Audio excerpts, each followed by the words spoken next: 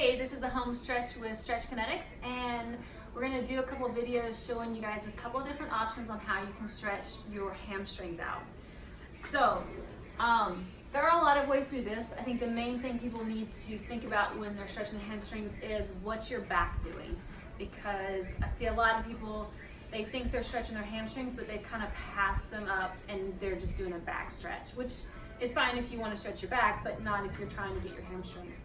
The other thing throughout these stretches is that lately I've kind of gotten more and more to where I don't even think of them as a hamstring stretch. I feel like it's a posterior line stretch, because I see so many people who come in and they say their hamstrings are tight, and it's more like behind their knee or into their gastroc or even the bottom of their foot.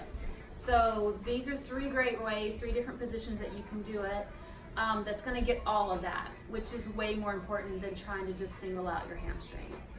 And I'm showing you three different positions because it just depends on what you're doing with your day as far as what you can do. So I did women's health for a long time, and I had a lot of pregnant women that I was teaching how to stretch their hamstrings, and they can't necessarily lay on their back and movement gets difficult. So one of the ways I would show them is sitting, which I'm like, we all sit too much anyway, so you're gonna be sitting at some point. So the trick with this is straighten your leg out. I'll do this leg.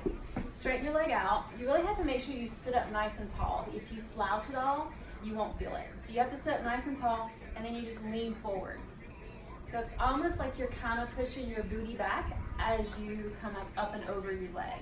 And then if you want to add some extra to that, you go into the stretch and then dorsiflex your foot. Back and forth, back and forth, back and forth. Do the other leg. I don't want to be out of balance.